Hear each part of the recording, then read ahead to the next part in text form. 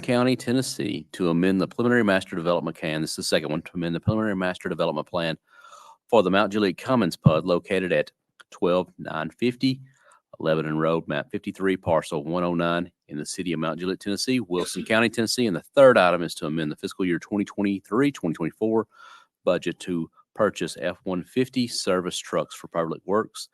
The public is invited to attend and comment. If you have a comment on any of these three items, I'd invite you to come forward to the podium, give your name and address for the record.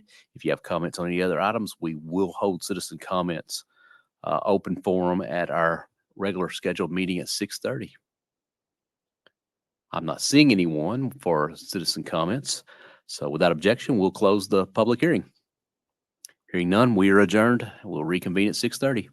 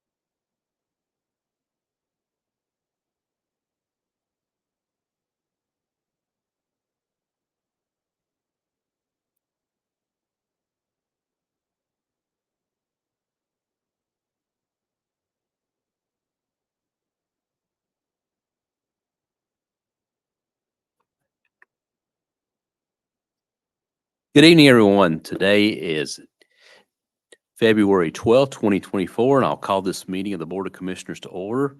We have a quorum present pursuant to City Code 62210, and we'll proceed with conducting the business of the City of Mount Juliet. So I want to thank you all for coming out to the meeting tonight. Here for the Mount Juliet City Commission, my name is Mayor James Maness, and on behalf of the commission and the staff, I want to welcome you here tonight. Tennessee law gives every Tennessean the right to attend the city commission meetings and observe how their government is doing business. We appreciate each of you that have taken time out of your schedules to be here and to see how this government works. So our next item on the agenda is set agenda. I've got one change. I want to remove 11A, which is a resolution that I'm the sponsor of. So I'll pull that as the sponsor. Are there any other corrections or changes to the agenda? Jennifer Mullally, Commissioner Mullally, excuse me.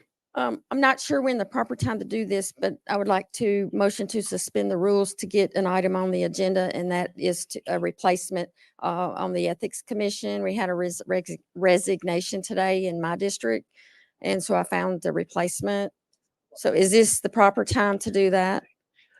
It can be done now. I just ask that you let us set the agenda, and then Okay. I'll give you the floor if you want to do that now, or we can do it at new business, whatever you Okay. deems appropriate. Okay. Are there any other objections, changes to the agenda? All right, the agenda minus 11A will be set as published. Commissioner, did you like the floor? Sure. I motion to suspend the rules to get an item on the agenda at the end of the meeting for a new appointment to District 4 to represent District 4 on the Ethics Commission. Commissioner, I will second that. With that seconded, I'll say this. If we go and suspend the rules, we will suspend what we're doing here. We'll consider the item would be the appropriate action to consider the item with the rules suspended, vote on that, and then we can entertain a motion to go back into regular session. All right. Any other questions or comments? All in favor of suspending the rules, please signify by saying aye. Any opposed? Seeing none, the rules are suspended. Commissioner, I'll give you the floor. All right. So do I go ahead and Yep, you can make your nomination now. okay. So I nominate Leslie Penny, and let me get her. Do I need to give you the address and phone number and all that now? We don't need the address and Okay, phone just number the for this name. purposes, but I'll second your nomination. Is there any questions or comments on the nomination? All right, hearing none, all in favor of the nomination of Leslie Penny, please signify by saying aye. Aye. All right, with that, she's duly appointed. I'll make a motion to go back into regular session. Second, any objections? All right, we're back into regular session. We just set the agenda without objection, without absent 11A. We have a 99-page packet. There's 3 items on unfinished business, and now we're down to 9 items on new business. And if you need a copy of the agenda, they're in the wire baskets back there. If you want to follow along, they're also available online. Next item of business is our invocation and pledge of allegiance. Mr. Beasley, would you be so kind to lead us in our invocation and pledge?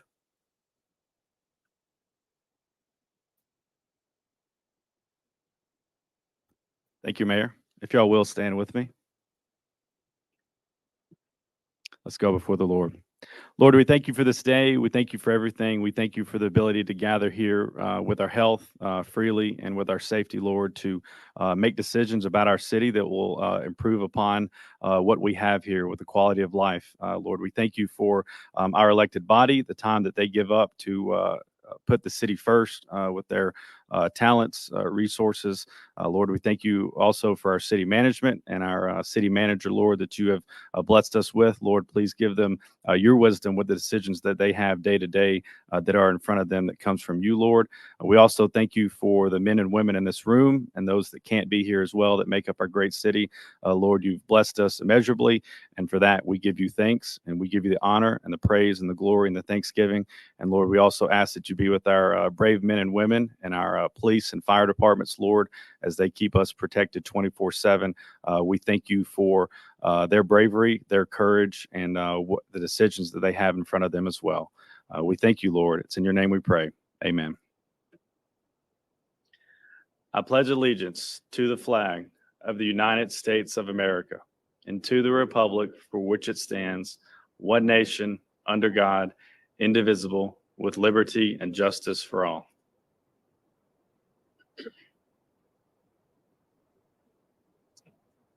Thank you, Mr. Beasley. He's our Director of Communications. I believe I got that title correct. Now he works very hard to keep us all informed. So appreciate everything you do, sir. Next thing on the agenda is the approval of the minutes. We have two sets of minutes. If there's no objection, I'll consider them both together, which is January 20th, the approval of the minutes from January 22nd, and then from the special meeting on February 5th. All right. Any changes, objections? Second? Got a motion? Was there a second?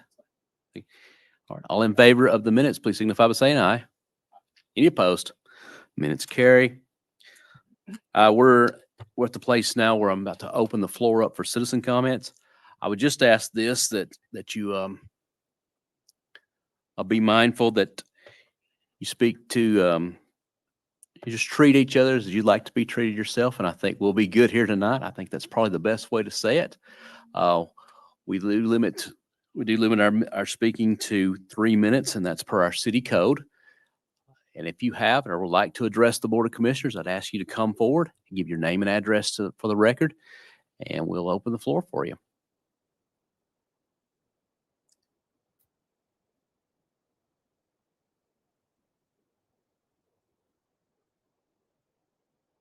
Evening, Bruce Keeble, 311 Collier Road. Thank you, And sir. a couple things tonight. There was mention in the agenda of $600,000 from the budget, I think, for the next fiscal year to pull that forward to purchase some new police vehicles in this current fiscal year. And there was mention about a shortage of Chevy Tahoe police package vehicles. I'm just kind of looking for to see if there's any data that supports that. I think as we look kind of anecdotally around dealer lots, they seem to be stuffed with inventory. So I'm just wondering if there's something unique about the police package vehicle that's in short supply. If we could be directed to that, that'd be great.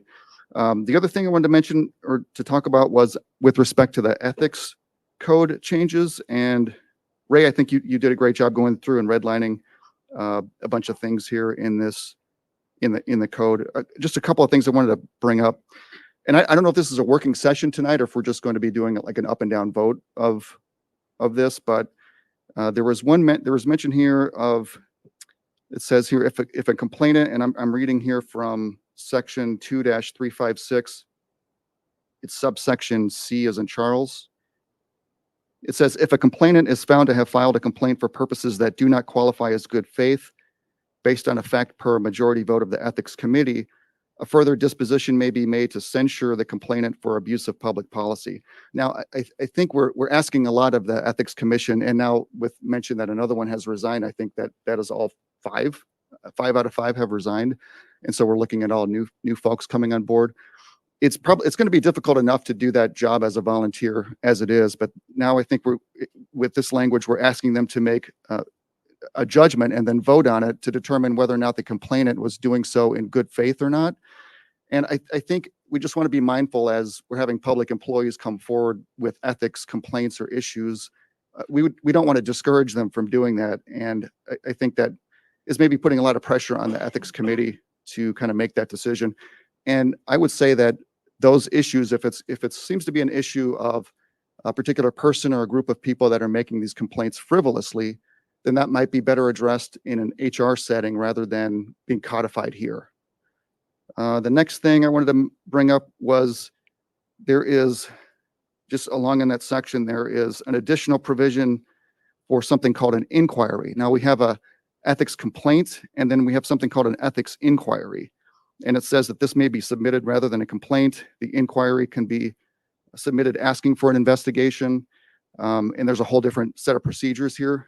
the term inquiry is not defined in the definition section, so I'm not sure what that means. And it seems to be like a different avenue for the complaint process, which seems to be, the complaint process is more formalized, whereas the inquiry process, as spelled out here, seems to be a little bit vague. So just looking for some clarification on that. Thank you. Thank you, sir, for your comments. I would add there is a definite difference between the police package and what you see on those dealership lots. Do you want to add anything? They're rated for.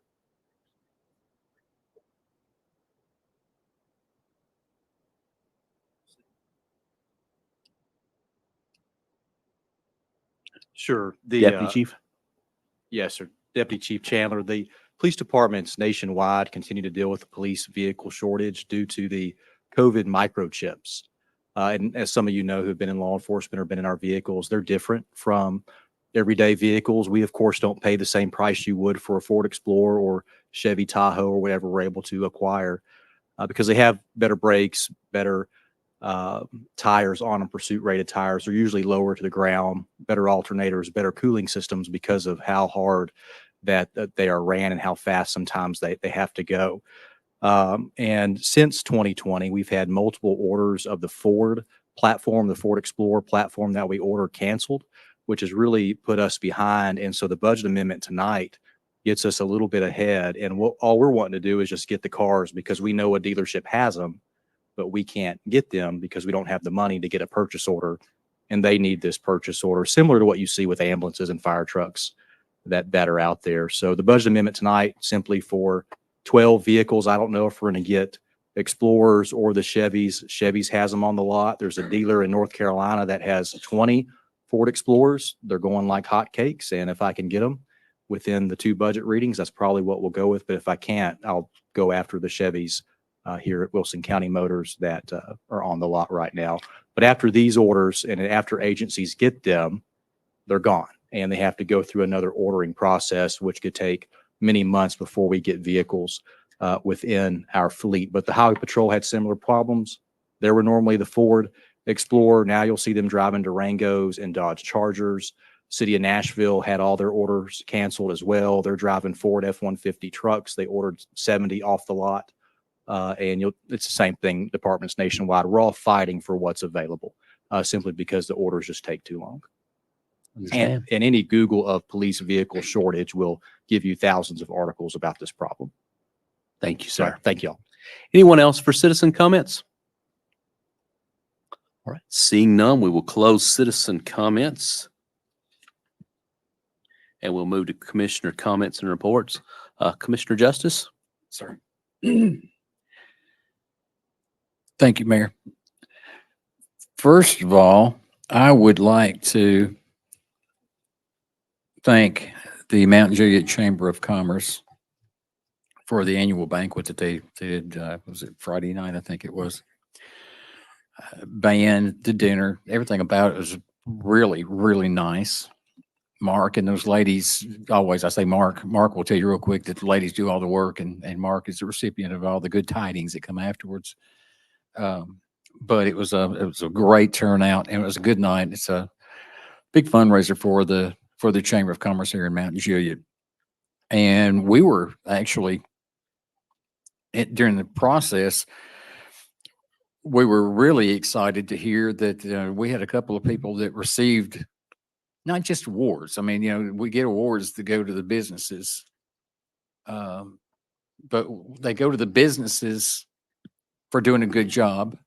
Thankful that they do. And before I get into the awards things, something I noticed about the Chamber of Commerce was that, everybody up there does such a great job with customer service, the way they talk to people, the way they handle themselves. It's all customer service. They work towards trying to make somebody else feel good. And then the more I thought about that, I thought, what a perfect scenario, because everything that we do, we try to make them successful, because that is really where we get the largest portion of our money to fix the roads and the parks and the things that we do here is through the local businesses. It's certainly not a property tax. We've got one of the lowest property taxes in the state. So it's very fitting that, you know, I look at that group of businesses, men and women with their good hearts, great minds. And then I look and see what we've got here at the city of Mount Juliet that follows right along with that. And that is the segue that'll take me into Kenny Martin, our city manager, was the recipient of the Lifetime Achievement Award. Did I say that right, Kenny? I can't think of anybody any more deserving. Kenny Martin started here as a police officer. I remember he looked like Dudley Do-Right, and he acted like Dudley Do-Right when he first came out. I mean, he was just, you know, he had that goofy, funny kid look about him, and just had a good time in everything that he did. And he worked his way through the process. He went up the ladder, and then he became the chief of police. Took it very seriously. Did a great job here as a chief of police, and it was noticed. From there, he went on to become the economic development director for the city of Mount Juliet. And as we go through the years and we look at what he's been able to accomplish, you see Mount Juliet dependent so heavily on what Kenny brought to us over the years. Then you see him become the city manager for the city of Mount Juliet. That is a lifetime achievement. That is a lifetime of doing great things for a city, and it's a great person that did those great things. And you have no idea how much we appreciate you. Kenny and I have known each other for 30 years or so. And it's funny, every time we hang up the telephone, you know, hey, love you, buddy. That's the way we end the conversations. I can be mad at him, and we still end the conversations that way. He's like a brother. And I cannot be any more thankful to have somebody sitting up here at the helm than I am for Kenny Martin. So great job, Kenny, and very, very well deserved Lifetime Achievement Award. So, excuse me. The other one was a young man who I've known since Little League Baseball. Graduate of Mount Juliet High School, went to UT, then he started the Sonic here in Mount Juliet. I don't know if many of you remember that, but it's down here at the corner of Charlie Daniels Parkway and Mount Juliet Road. And it was one of the first fast food restaurants we had in Mount Juliet that, you know, we really liked. And I remember the little girls on roller skates coming around to our cars, denting our cars from time to time, by the way.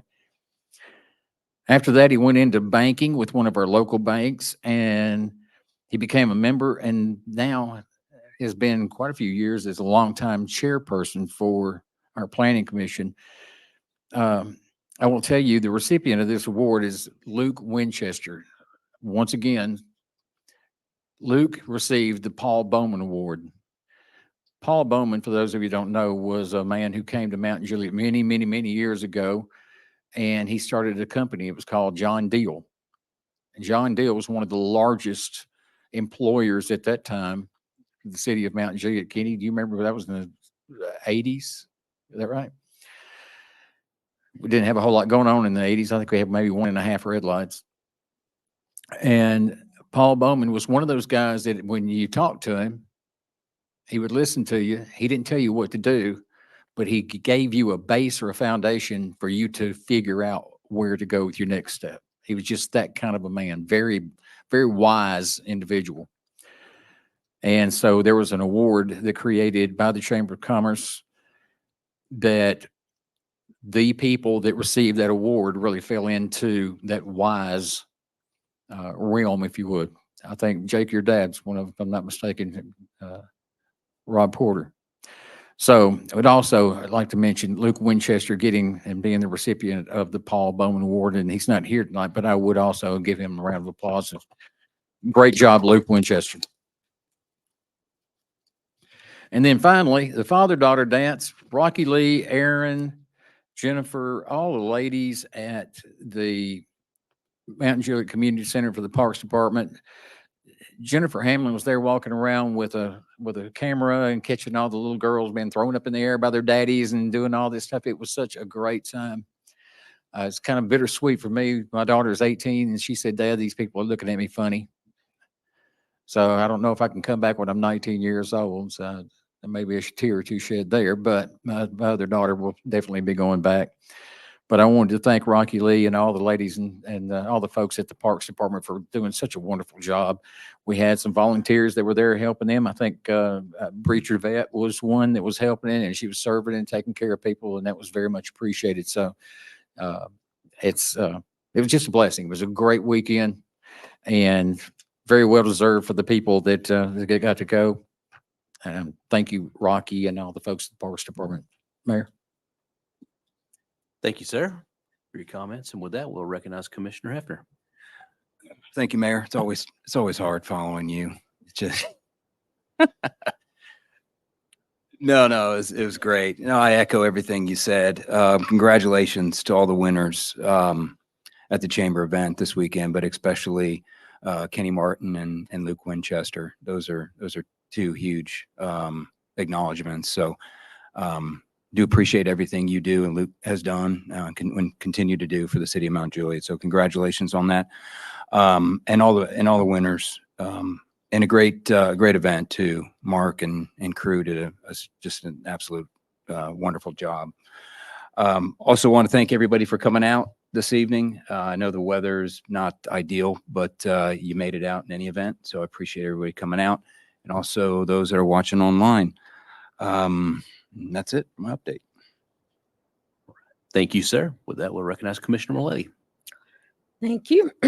I'd like to recognize a member of our Leadership Wilson 2024, Judy Rourke. She's out here. Where'd she go? Oh, there you are. Thank you for attending. She's here to get her, what is it, the government or city council? Yeah, card recognition for that. And again, congrats to Kenny and Luke and all the other awards. There was many of them at the Chamber Award event.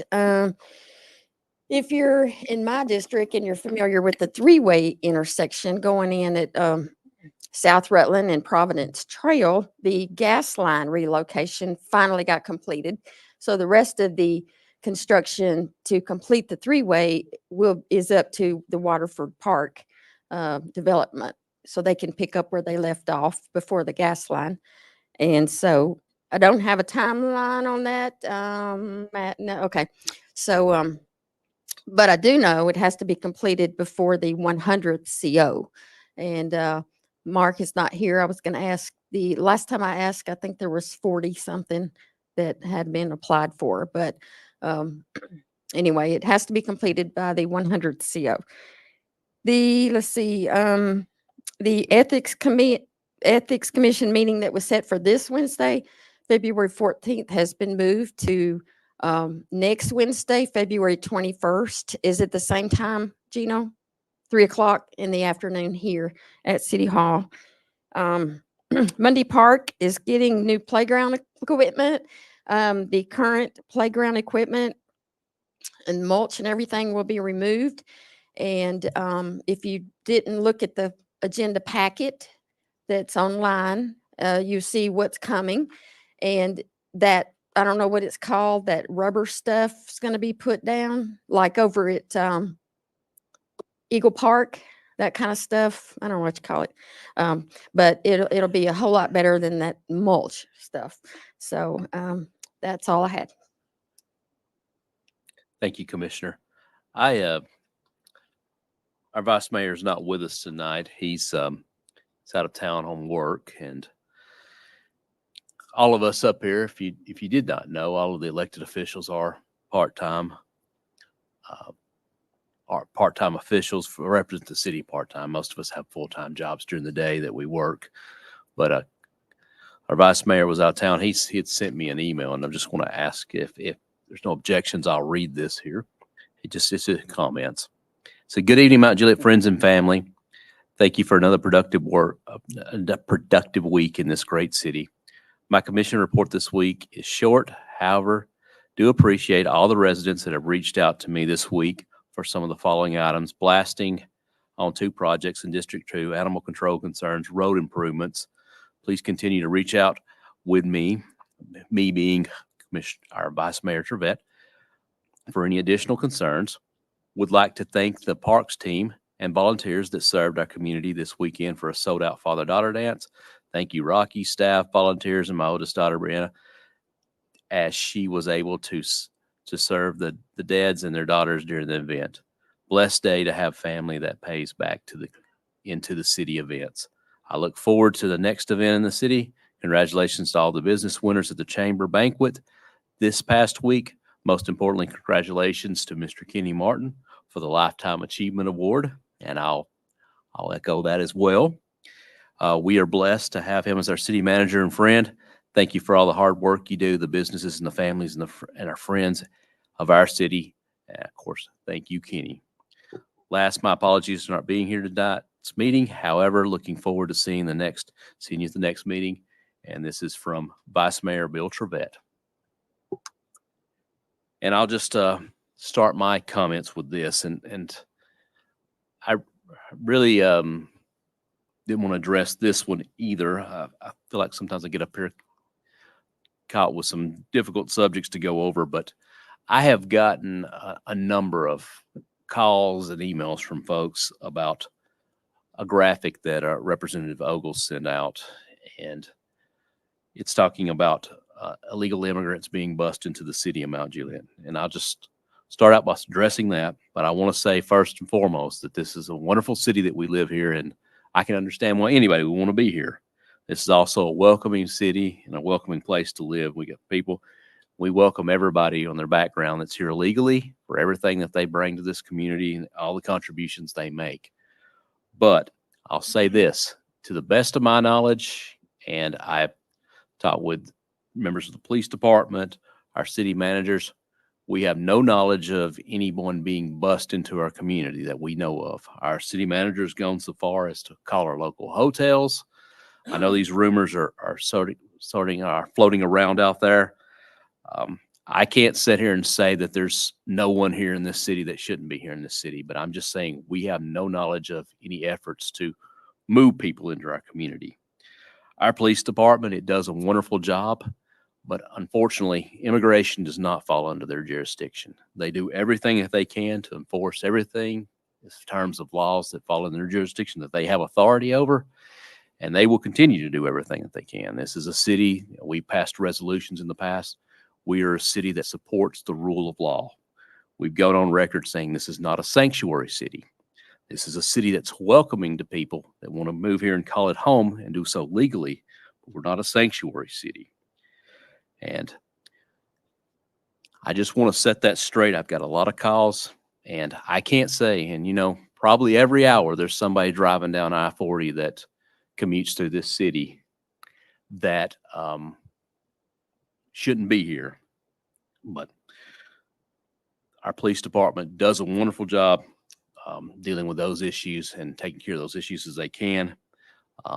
One thing that we could all be mindful of is there does need more federal support for that when our officers call on federal support. But again, they take advantage of every resource that they can. I bring this up too because I've got a very difficult email today, or well, not today, but I'd received another difficult email to respond to. And it's when a father reaches out to me. I've got 2 daughters of my own, and he describes what he went through. And I was shocked by the reporting on it. What I did not realize at the time, I was shocked by the story to begin with, but what I did not realize at the time, the person that had committed the crimes was indeed an illegal alien here in our country. And our police department did everything they could investigating it.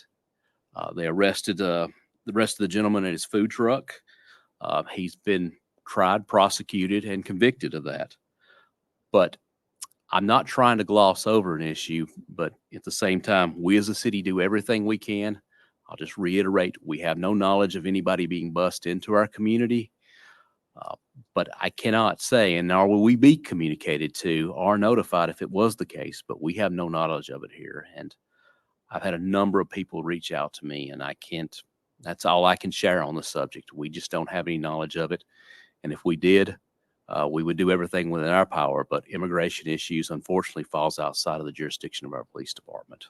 But with that, I'll say thank you for coming out here tonight and seeing how our our business is conducted.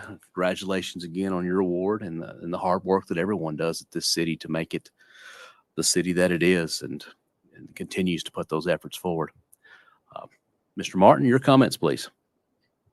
Thank you, Mayor, Board of Commissioners, folks that are out tonight, those watching from home, thank you so much. I always try to make myself around and introduce myself to everybody. So for the folks that are visiting tonight, nice to meet you.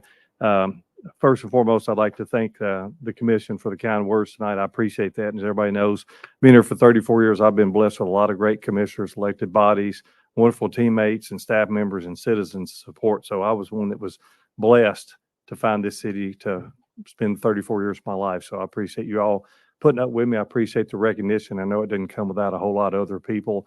I'm just a beneficiary to get to accept the award on behalf of a lot of people that have helped make me successful. So thank you all. You are my extended family and the friends that were there. I appreciate you all that were there as well. And most importantly to my wife, who oddly enough got an award shortly thereafter for being, wives know how tough it is to put up with us husbands. So indeed, she knows what it's like to have to live with me for a lot of years. So she should get some kind of award just for putting up with me for all these years and being by my side and supporting me just like everybody else here. So I'm honored by it, but also humbled by it because it belongs to a whole lot of other people, but I accept it on everybody's behalf. So thank y'all for being there. It made it for an extra special night. I also want to thank our police and fire and all of our staff members for all that they do every day. I know their passion for this city, and you may not always see it, what we do here in this city. And but we work very hard to make it a city that people feel safe to be in and proud of, and enhancing people's quality of life of every day. I always also speak to shopping local, especially our mom and pop businesses. If you could please reach out and support them. We try to preach that every day, and it seems like it's working. So I want to thank in particular Miss Jennifer Hamlin, who is our basically ECD person for the city and is doing a really good job with that. And Mr. Justin Beasley and Sammy back there in the back, and somebody that's having a real good effect. I'd also like to thank the fine folks that have been contributing a lot of countless hours to our census program that we're trying to conduct right now. And the census process is very important to every community, county, city, state, you name it, across the country. And they do a special census every so many years. And the purpose of that is for all the folks that move to your community. There's an offset of money of about $170 a person per year that can go into our community. So you can imagine the difference it would make for police, fire, public works, streets, parks, recreation, you name it, all of our city services, to have that money coming from the federal government to every city. So you're seeing that Lebanon's doing it. I think the county's doing it, and we're doing it. So if you're a city resident and somebody knocks on your door, it's a city employee, all they're asking for is just name. That's it. No date of birth, no social security numbers, anything like that. Not trying to get anybody's personal business, just trying to account for every citizen in our community so we can get those funds from the federal government that make their way down through the state and to our city that we can go back to blessing our citizens with. If we miss out on those, then those are just monies that we lose out on as a city to make the city better. So if you have somebody come to your door, that's what they're doing. They should have proper identification, logo, and also ID cards that they carry with them. So if you're curious if that's who it is, please feel free to ask them that. But that's why they're there to help. But thank you for everything this great city does. And God bless Mount Juliet. God bless America. That concludes my report, Mayor. Thank you, sir. Well, that we'll get into our business, which is the unfinished business consent agenda. We have two items on it, which is 9A, an ordinance to amend the preliminary master development plan for the Providence planned unit development located at 80 Belinda Parkway, map 96, parcel 1.11 in the city of Mount Juliet, Tennessee, Wilson County 2. 9B, an ordinance to amend the preliminary master development plan, PMDP, for the Mount Juliet Commons planned unit development being located at 12950 Lebanon Road, map 53, parcel 109 in the city of Mount Juliet, Tennessee, Wilson County. Have a motion? Second. Any questions or comments on the consent agenda? All right, all in favor of the consent agenda, please signify by saying aye. Any opposed? The consent agenda passes by a vote of 4-0. Next item is 9C, to amend the fiscal year 2023-2024 budget to purchase an F-150 service truck for the Public Works Department. Have a motion and a second. Mr. Martin, you have the floor. Thank you, Mayor. As everybody recalls, at the last meeting, we were discussing this truck for the Public Works Department, and Commissioner Trivett had recommended a budget amendment to upgrade that truck. I spoke to Mr. Toombs, our city fleet manager and basically decided to go with the truck we've got, but to upgrade a couple other pieces of equipment. So if it would be possible, if someone on the commission would sponsor this, we'd like to buy one pre-wet system for a city-owned salt spreader, which that's $3,000. One V-box salt spreader with pre-wet system, that's $15,000. Two snow plows at $92.50 each for $18,500 for a total of $36,500 to add to the current agenda. What that does, our ordinance, that enables us, is we all found out with this most recent snow, having a couple extra snow trucks available to push snow would almost double our snow plows here in the city by just buying these accessories for the other existing trucks we've got. All right. And what's the life expectancy of this equipment? Mr. Toombs is in the back, so I'll ask him. It's 12 to 15 years. 12 to especially- 15 years, so 36,000 for a 12 to 15 year investment. Okay. Yes, sir. All right. I'll make that motion that we increase the budget amount by $36,500. Second, any questions or comments on the amendment? All right. All in favor of the amendment, please signify by saying aye. Any opposed? There, the amendment carries. We're back on the ordinance as once amended. Any questions or comments? All in favor of the ordinance as once amended, please signify by saying aye. Aye. Any opposed? Any abstentions? That passes. Move into new business. 11A was removed from the agenda by the sponsor. 11B is an ordinance to amend the fiscal year 2023-2024 budget ordinance 2023-24 to appropriate funds for the purchase of an ambulance and vehicles for the fire and EMS department. I'll make a motion. Have a second.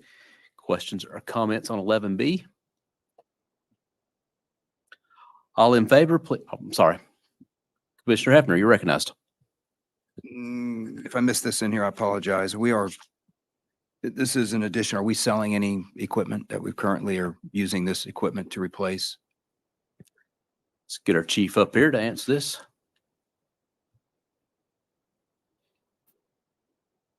Yes, sir. Eventually, we will surplus one of the ambulances once we get the 3 new ones in. Okay. And so we will surplus one of them, but we really desperately need a reserve stock of ambulances. And so right now we have 1 reserve ambulance, and that's really not enough if something goes wrong. And so to have a couple extra spares in reserve, and then we plan eventually to have one of those 3 units, the best one of those 3 remounted in the future. That would be a future budget item that we would remount the box on the ambulance for a much cheaper cost than purchasing a new ambulance to have Right. another ambulance ready to go into service. And it's something that we need to consider now as an amendment and Absolutely. not look at adding this to the budget. Absolutely. It's one of those things of, as Chief Chandler mentioned, it's one of those things of just getting your hands on them. And so we actually went to purchase these ambulances in October of 22 is when we made the purchase order for those. And we can't get a build date from the company Yeah. as of now. So we have found 3 ambulances available to us in a short amount of time that are new ambulances. And so we want to purchase those, and the same with the other vehicles that are on this item. One last question, and I think you know the answer to this. At least I hope. The insurance proceeds that we're receiving Yes. compared to expected costs, operating costs, where are they running? And what's your projection for the year? The projected revenue coming in for budget year was 900,000.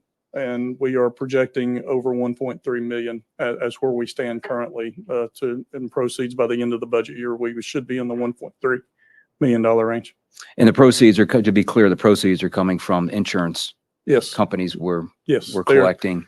Yeah, they're for the coming directly from transports. health insurance companies. We're billing for the ambulance services. Excellent. Very good. Thank you. Any other questions or comments? All in favor, please signify by saying aye. Aye. Any opposed? 11B carries. 11C, an ordinance to amend revisions to the Mount Juliet City Code, Chapter 2, Article 8, Code of Ethics. We have a motion and a second. The item is on the floor. Commissioner Justice, this is under your sponsorship. I'll offer Yes, you sir. the floor. And I think just based on what I saw, you had yours on there originally and took it off. And then I think it was the newest MTAS model. one of the things that I have found is the model that we passed back in '06, then '07, and then again in '08. Not a whole lot of changes made to that. The newest model, which you'd originally brought out and looked at, I think was a condensed version actually of the 2006, 7, and 8 amended versions. What I did was I took our existing ordinance, went through, found where I felt there were some deficiencies, and attempted to clarify, streamline, if you would, some of these and some of the procedures that I felt like were deficient in what we've had to look at all this time. The ordinance, I think, by anybody's standards that we've had to go by were vague. Probably at best, they were vague. And in all the vagueness, there was also a lot of confusion. So hopefully we're going to be able to get this straightened out. Bear with us. It's a work in progress. This particular circumstance does not come very often. Matter of fact, in my 21 years of sitting up here, this is the first time that we have gone through this particular process.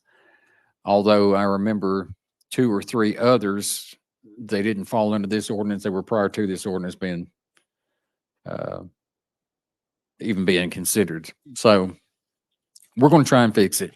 Just ask if you could that we give us some time and a little patience, a little grace, and we will get through it. But if anybody wants to go through here and look at these red lines and make any suggestions, I think now would be a good time to maybe discuss some of this and look at some of the deficiencies that we have had to deal with. Now, that being said, I know that there were some suggestions that Commissioner Mullally had asked about, and I know some that Commissioner Hefner had talked about. I don't think that the mayor would have put one on there either if he didn't think that this one was probably not up to what we would call an acceptable level. So, Mayor, if there's any questions or if anyone has anything they want to say in regard to this, then would be a good time. Commissioner Mullally. So this has been a 4-month process, 4-month-ish process since September, I guess. And there were several questions that I had asked that I didn't get answers to. So I had other questions. And so I had asked for an executive meeting, which is held between the board and attorney, but to discuss some things, but was told that we can't do that. It has to be done in public. So there are some questions that I would like to bring up so that we can make sure any confusions or whatever is covered in these revisions of the ethics code. So one of the biggest problems I had was that the interview process that took place in the fall, there's 2 sets of complaints. And the first set was heard and talked about, and interview process was done in the fall. That one was dismissed, but it was held behind closed doors. So that's like the $1 million question. So the reason that I was given by legal for not holding the interview meeting or meetings, I don't even know how many were held in public, was because, quote, they didn't want to embarrass anyone, unquote. Another quote, my understanding is their discussions were presumed to be confidential to allow for a free exchange of information. Another quote, the Ethics Commission deliberations were and remain confidential to allow all to comment freely in the meeting, unquote. So my question was, how is that justified to hold this meeting process behind closed doors when TOMA, which is the Open Meetings Act, and is as well as our code, to me, the way I read it, plainly states the meeting has to be held in public. So I got a response, but Gina, would you like to address that since the since the question is now being asked in public? Or, At this particular time, no. okay, so, the response I got was that the actual question I was asking was whether TOMA, the Open Meetings Act, required what was done by the Ethics Commission to be an open meeting. The one meeting, so going further, no discussion on the complaints was held as in Gino, was not going to advise the Ethics Commission on any of the complaints, which he didn't. So at the meeting, Mr. Farmer, who is the attorney hired to oversee the Ethics Commission process, was chosen by the Ethics Commission to give it legal advice. And the chair of the meeting, the two together, the chair and Mr. Farmer conducted the remaining of the Ethics Code meeting.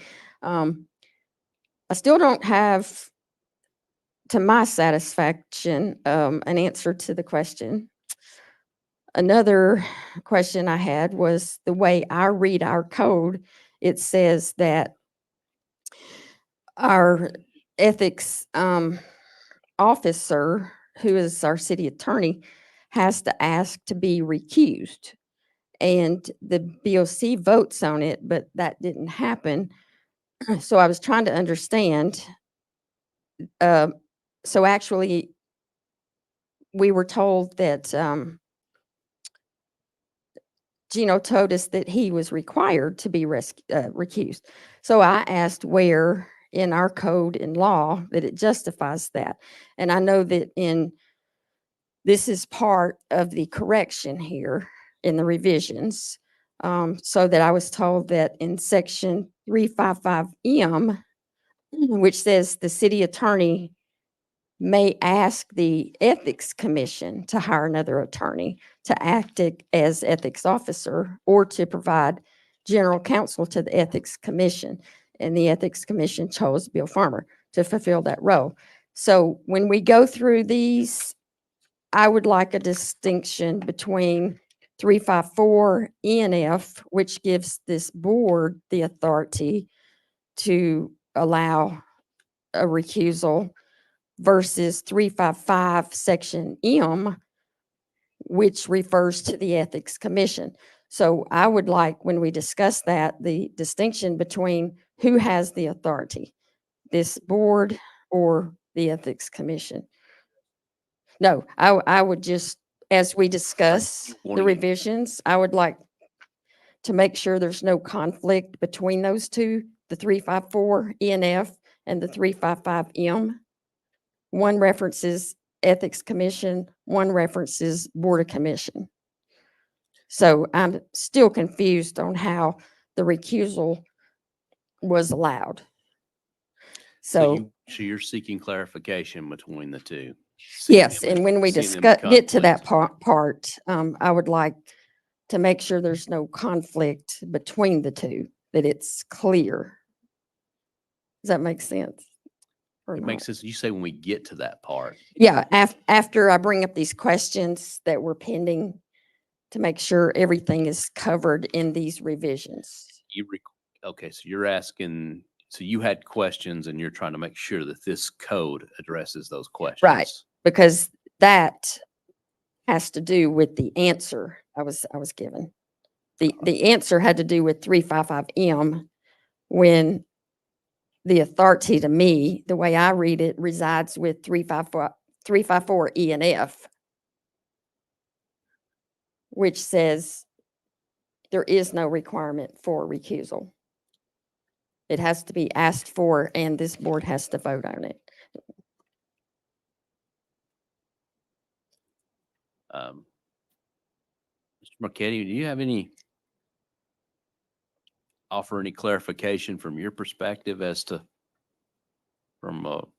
why you would recuse yourself without the board, or respond to that? Sure, that's an easy one.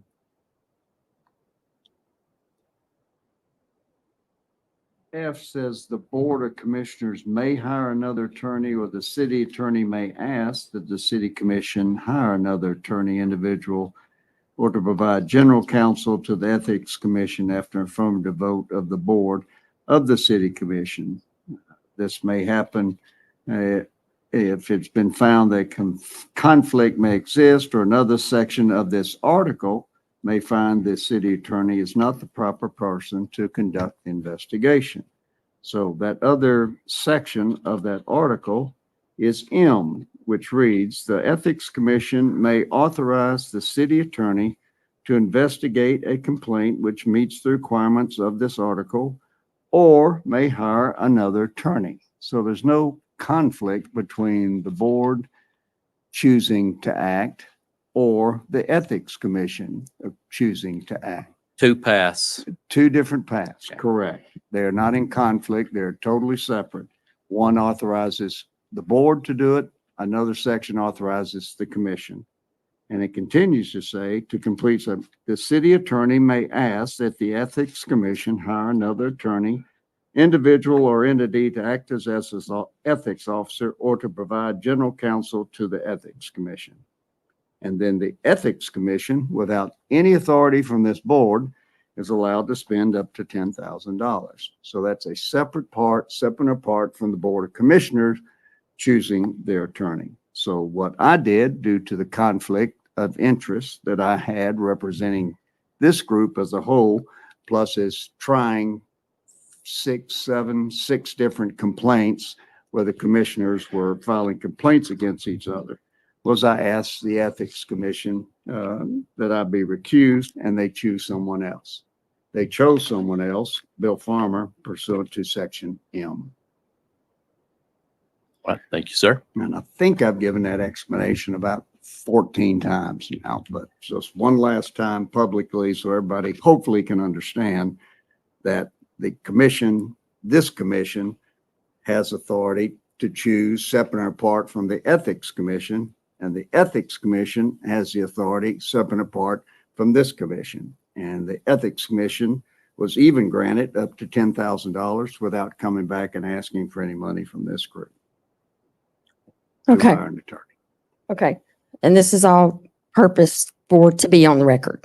When Mr. Farmer sent out the statement, his letter in December, I read it to basically say that the Ethics Commission has the authority to decide whether or not to hold meetings in public. That's the way I read it. So I had asked Mr. Farmer to provide the code or law that says that. I never did get it from him. But our city attorney has said that the Open Meetings Act and other provisions on what is confidential and must be in public was Mr. Farmer's call. So I still don't know. I still don't have an answer for that. For the record, I would like to ask our city attorney why Commissioner Hefner was advised to get an attorney, because initially it was stated that there was a possible criminal element or could be a criminal element. Yet the statement lately is those facts did not present any basis for an ethics violation.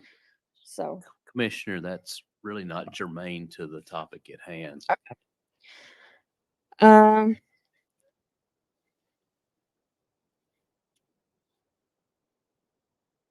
Well, it was a conflicting advice, I guess, because first it was get an attorney because there may be a criminal element, only to come back later and say there was nothing there. It was just, okay. Let's stay germane to the Okay. ordinance. Just to have it on record that, to get his response, since we can't ask these questions in an executive meeting, we were told to ask them in public. So that's what I'm doing. But we're on the topic of the ordinance before us right now. Right. And Okay. I mean, I understand the questions, and I had a question myself before this started, but pursuant to Robert's Rules of Order, we do need to stay on topic to the ordinance, and our city attorney. Okay. Just very briefly, if the only thing commented upon on discussing these items was it needs to be in a work session. So if this commission, Commissioner Mullally wants to have a work session on the ethics code, that would be perfectly fine. And you can ask all these questions, some of which I've answered specifically, including that last one. All right. The next one has to do with the Open Meetings Act itself, which directly relates to our revisions. Okay. All right. It was referenced that our code or city code was not written for when commissioners file complaints against other commissioners. So how was the Open Meetings Act not violated, since the Ethics Commission is a governing body that requires a quorum? Because part of the TOMA talked about if there was involved public development, which it did. And then if TOMA was violated, shouldn't the interviews, testimonies meeting automatically be voided? Which brings up the other one. The agenda for the Ethics Commission didn't mention anything about the process being nullified and void. And I think that should be brought up. So when our complaints were dismissed, I don't know how the media found out before the ones that filed the complaints. That was another thing. Commissioner, Yes, okay. you're rehashing past events that aren't necessarily germane to this document in front of us. And city attorney advises a workshop or or even a discussion item to this agenda, but they're all fine questions, I suppose, but we've got a 8-page revision here to get through. And if we continue asking questions about what happened there, and I mean, and I can say I pulled my item on here, and that's just for the explanation. I wanted all 5 members to be here, hopefully, when it was heard, but it's not from the context of what has happened or hasn't happened in that. It's just the realization that the code before us seemed to be inadequate to handle the challenges, as by evidence of your questions here. Okay. All right, so it's already been determined then that section 2354 E and F does not conflict with 355 EM. So that's already been cleared up for everyone's satisfaction. Not for me either. I'm still confused on that, but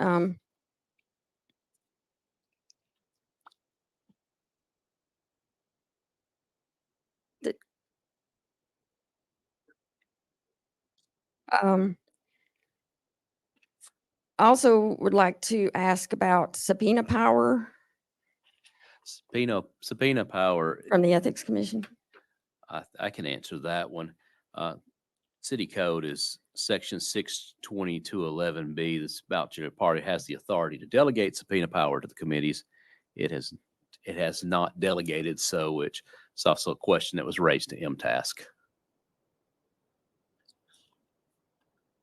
All right, what about when the interview process takes place about being under oath? I can say MTask has recently weighed in on that and says, yes, any chairman of a committee has the authority to place a witness under oath. All May right, administer the oath to a witness. okay. I don't see anything in here that is a section for legal accountability. Does anyone else accountability? Legal accountability. Does anyone else read that in here anywhere? You yield to Sure. Commissioner Justice. Again, one of the things that, in going through this process, we found, first of all, we were all acting like children to some degree. And the other part is that the ordinance was horrible. we got bad advice from various locations. That bad advice cost one person up here upwards of 20 some odd $1,000. My question has been and will continue to be, how do we get this person reimbursed that amount of money when he was given advice to do something? And then when he followed that advice, we found out later that maybe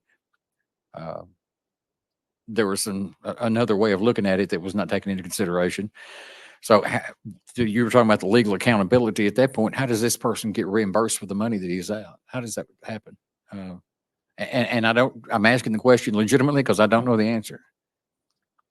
Now, do we ask the city attorney that question, or do we ask Mr. Farmer that question? Do we ask MTAS? Do we ask the attorney general? I don't know. I don't know either, but I mean, maybe is there a proposal to amend this to guarantee reimbursement of someone? Well, I mean, how would you do that? I mean, that's the reason I'm asking. Mr. Marchetti may know the answer. Things, you can reimburse Mr. Hefner Mhm. by passing an ordinance to make a budget amendment, the same way you just bought trucks.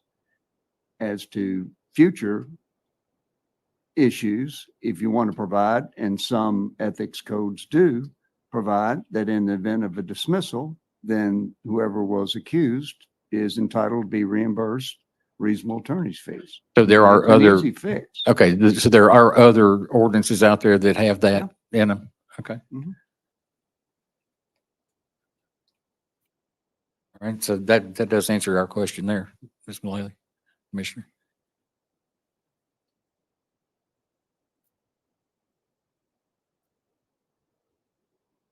Any other questions or comments?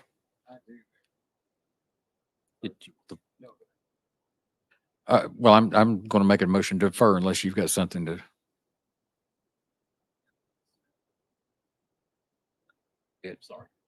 Sorry. No, I've got a lot to say, but it's not time, the place isn't appropriate to do that. I will make a comment as it relates to the ordinance. I think there are some opportunities in the ordinance that need to be shored up. What's missing in the ordinance are the procedures or the bylaws that the ethics committee should operate under. This is the law. This is the ethics ordinance, which is the law, but there's no procedures. And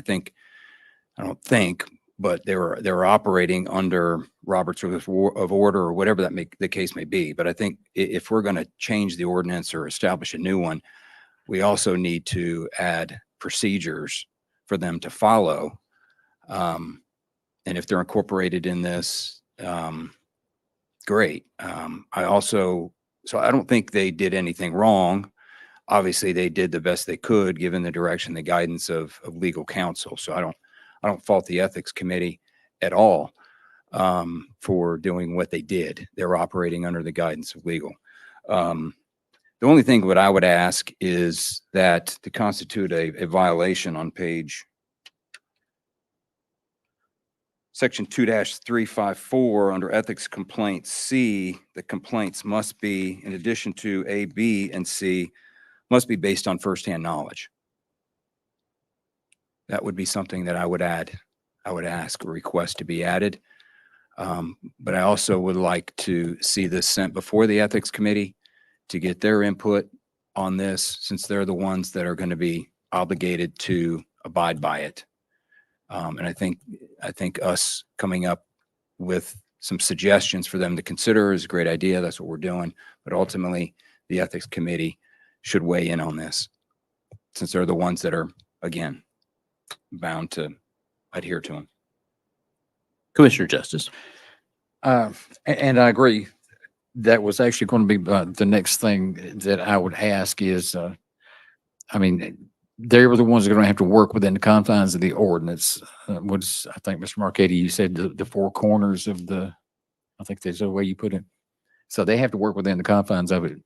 Unfortunately, in some cases, city employees and city officials wind up being the victims, especially if it's a vague ordinance with no guidance.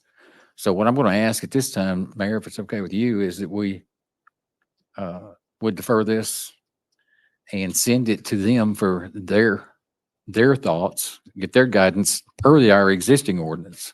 I would like to make some comments. Yes, first. sir. If you want to, then I'll just hold off on making that until you talk.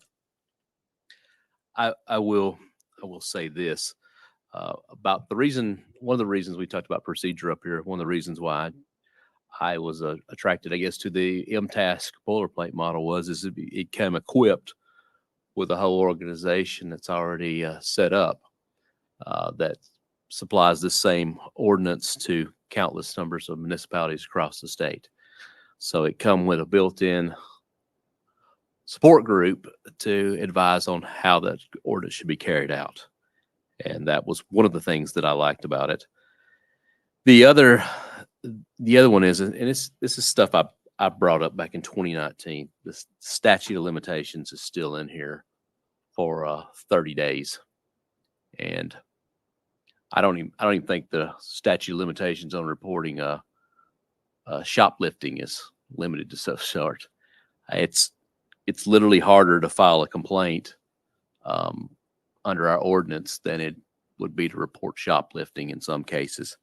That's that's an issue that I've got a problem with. I will say I sat it here Saturday for probably 6 hours or so, reading through years of minutes here at the city, because there are things that happened before I was on this board. And I think it's wise that we know the history of some of this stuff and how we got to where we are now. At one point they were complaints being considered anonymously. That I think it was a fax that came in on a complaint, an anonymous fax that came in, and I think written complaint that was faxed to the city that was considered anonymously. I think your quote was, it's a violation of due process. I think Commissioner Sellers at the time says, I think yours actually was, how can one face their accuser of this anonymous fax machine? Commissioner Sellers raised the question of how can someone be held to perjury standards if they're sending it through a fax machine? So there's been iterations over the years to address some of these problems there's gaps in it that come up.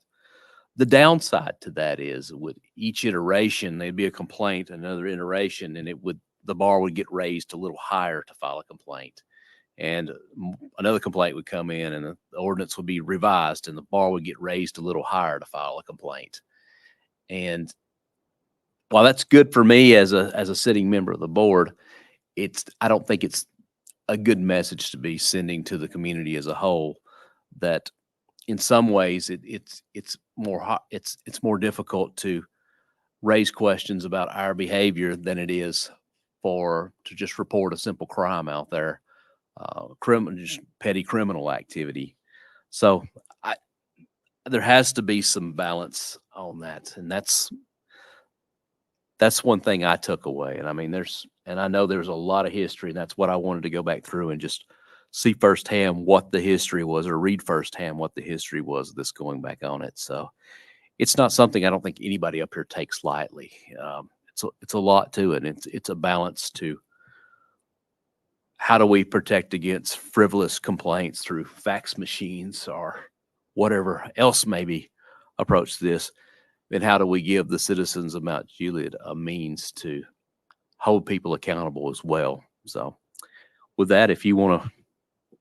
I would say I agree with you that there has to be a balance, but there has to be a safeguard, because when people put themselves on the position to come up here and sit and make decisions and try and be responsible and take care of the city's business and the people's business, as I've done for 21 years,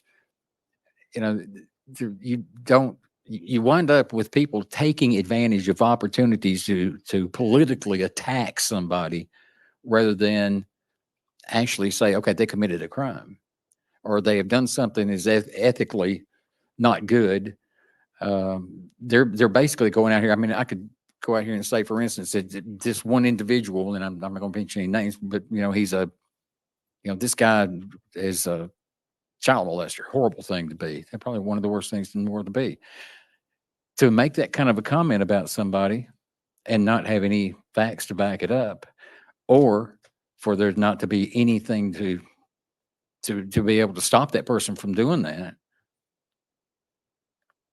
Even after it's said and done, the political damage is done to that person. The hit job is taking place. So how do you stop that from happening? Because, we as public figures, and you're familiar, I'm sure, with the public figure doctrine, anybody in here can say anything about us they want to say, and there is zero that we can do to stop them from saying it. I mean, there's people out there right now that think Commissioner Hefner did nothing wrong, even though or did something wrong, even though the fact is, and it's been found by the Ethics Commission and by the city attorney, that there's nothing there. Now we're going to have another hearing, this one behind, in the open, which Commissioner Hefner's been asking for all along, to say the same thing. So this will be the third time that he's gone through the process, but it's also drug it out in the papers to make him look bad. It's like it was a political hit job. I'm not saying that's what it was intended, but that's the way it comes across. What do we do, the balance that we find to stop that from happening?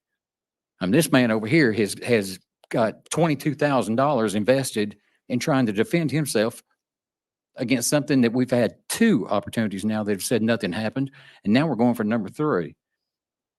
We've got to stop that. Like I said, there has to be balance in here. To it, there has to be a balance. We just can't keep ratcheting up. I mean, it's just like an ethics where there is no ethics that can be filed on those things. So I don't know what the balance is on it, but I'm just saying there has to be one struck. We cannot continue to ratchet up with the 30-day statute of limitations. I mean, all these things in there, and it's like a question of like, when does that start? And there's a number of things, and we could go through them, but I'm going to go back to the fact that we've got an ordinance on the table in front of us. I'm not here to rehash what happened in this, but I'd like a motion that we defer it for Mayor. Thank you. I'm trying, I promise. Sorry. I just want to make a statement to Gino.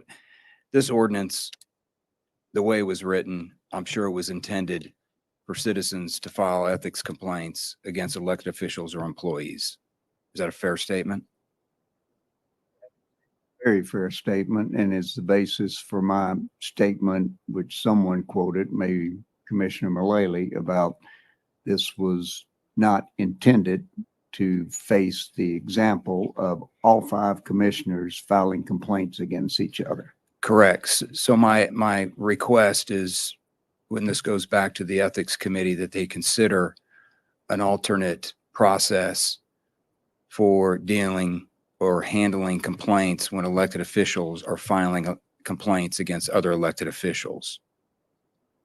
To try to mash the 2 together, which is what we've attempted to do through my situation, has just ended up in the disaster that I continue to read about in the paper. And I'm sure the headlines tomorrow is going to have some criminal element to it, now that that was mentioned. So I'd ask that you take that back to the Ethics Commission and give that as a suggestion. They come up with another process to address those situations. That's it. Will do. Thank you. Commissioner Mullally. All right, I'm asking if this should be included in the revisions in case this ever happens again in the future. For example, when the Ethics Commission meets, it sounds like, according to the agenda, that they're going to rehear what the first Ethics Commission went through last fall. So should we include in there under, I'm assuming, Section 2355 Ethics Commission, should something be included in here to say that if an Ethics Commission or a new Ethics Commission rehears something that's a previous one has already heard, that it has to first be nullified and voided because I didn't see that on the agenda. Or is that just the law and it's understood that that has to be voted on first by the Ethics Commission? So I guess that's a legal question. Gino? Is that a law that says before they can rehear something, they have to vote on the other one being nullified and voided? Two things. I didn't create that agenda. I haven't done anything relative to the Ethics Commission after the October 31st meeting when they selected Bill Farmer. Part two, from what I remember of that agenda, it's about a page and a half and includes all these complaints. So I'm assuming that when the commission meets, they'll review each complaint and take it up at that. There's no requirement that an agenda sets forth a substantive statement that the first thing we're going to do is declare everything null and void. I think the complaint is, or the agenda from the one I saw was probably in more detail than 90% of the agendas that I ever deal with. So that's something will be brought up before the Okay. Ethics Commission. Well, it's just a legal question. Is there a law that says before something can be heard again, that the first set has to be voted on to be declared void? There is not. Okay, That is usually done in what's usually called a motion reconsider or a case. So if an order is entered, someone can come and say, I need you to reconsider that. And that's what I think is being done with that agenda. okay. That's all. All right. Commissioner Justice. Thank you. Okay, first of all, the way it's usually done is correctly. So the law doesn't go back in and give you instructions how to correct an incorrect meeting. So it's just not there. And also in normal court settings, you do have what you've heard probably called double jeopardy. Well, once you found not guilty of doing something once, you don't have to go through 3 and 4 times of being found not guilty because somebody doesn't agree with the thing. So getting back to the ordinance, if we could, I'd like to defer this, and I'm going to say 30 days, Mayor, unless you think it needs more time. So, I'll second. and what I would like to do is defer this and send this to the Ethics Commission, potentially have a workshop between now and then with them and us together so that we could actually consider some of the questions involved in this. Maybe more than one workshop, but at least one. Combined with the City Commission and the Ethics Commission, so that we can take out some of this stuff in consideration. I mean, we're getting one side of it, they're gonna live in the other side of it, so I what do you think think? I think the procedure for that is to submit that question to the Ethics Commission, if I recall, and have them take that up. And I guess you could call also, I don't know. Well, You know, gee, yeah, it doesn't seem like we have any say over what. No, and given the current status involving the Ethics Commission in reviewing a statute while they're operating under another statute, it's my opinion, would cause a great deal of confusion. so let's change that 30 to 45 days so that maybe we can put this stuff behind us within that time frame, Mr. Marquetti. I think that would be And then suitable once time to resolve the 116, okay, 7 complaints currently pending. 7. Did we get one added? No, I have one against me as Oh. well. Okay, bless your heart. Okay. So, all right, 7 then. Let's do 45 days and that work? I changed it from 30 to 45. I think I seconded it. Yeah, but is that yes. okay with you? Oh, that is no problem on the 45. Okay, all right. And we'll have this brought back hopefully in a completed condition so that we can talk about it within 45 days. Right. Any comments on the advisement of deferral? All right, all in favor of deferral for a 45-day period, please signify by saying aye. Aye. Aye. Any opposed? Hearing no opposition to deferral, this item is deferred for 45 days to be reconsidered.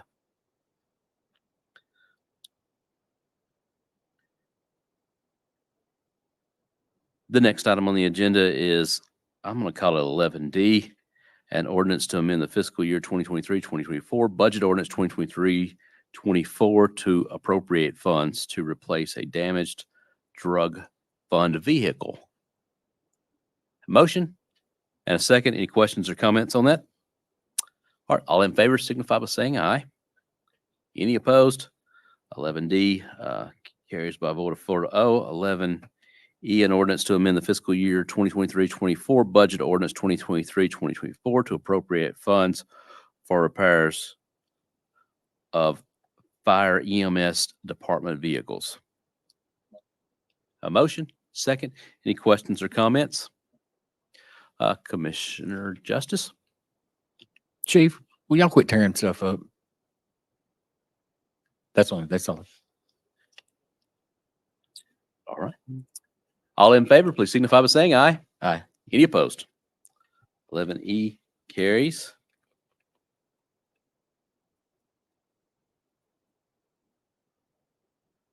(11F), an ordinance amending the fiscal year 2023-24 budget ordinance 2023-24 to appropriate funds for the purchase of vehicles for the police department. Motion. Motion. Second. Any questions or comments? My only comment is on this agenda, why does the case vary so much? Yeah, that's okay. Technical question. Yeah, we don't know why, but anyway, okay. All in favor, please signify by saying aye. Any opposed? 11F carries. Now under resolutions, we have B, a resolution approving the award of the construction contract for the Belinda City Wing Wall Repairs Project and authorize the mayor to sign the contract. Have a motion and a second. Any questions or comments? All in favor signify by saying aye. Aye. Any opposed? B carries. C is a resolution declaring the city of Mount Juliet Parks Department property as surplus. Motion. I'll second. Any questions or comments on this? All right. All in favor, please signify by saying aye. Any opposed? Motion. The resolution carries. A resolution. The next item is a resolution to approve the attached contract with Greater Nashville Regional Council for verification of the special census conducted by the city of Mount Juliet. I'll make a motion. And a second. Any questions or comments? Good, we got comments. Mr. Hefner. Do we have an estimate of, I see this is what, $50,000, I think is what the expense is here? 43,000, thank you, whoever said that. Do we have an estimate of what we've paid in so far for the census, the cost? Under $10,000? Okay, so this would be on top of that. So roughly 60, 70, 63,000. 10,000? Okay.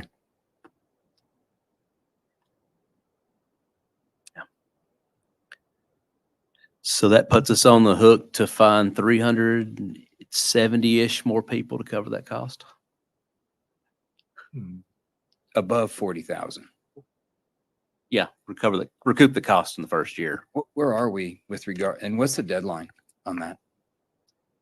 On the census tally? March 1st? Okay, so what, roughly 2 weeks? Okay, and where are we at? I know.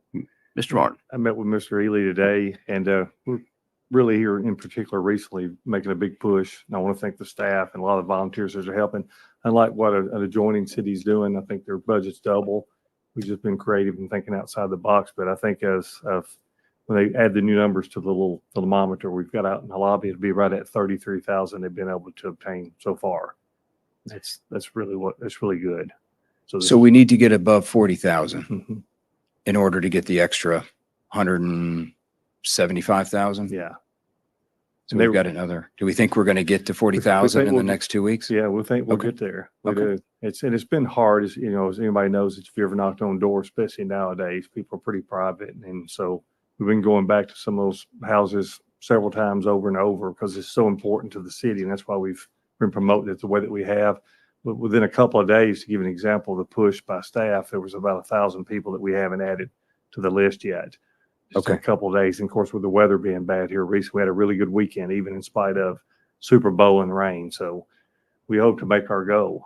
It's been tough, and I've told the folks who've been involved in this, I owe some lunch or some dinners if we make it, because it is very, very difficult. I am very proud of the team.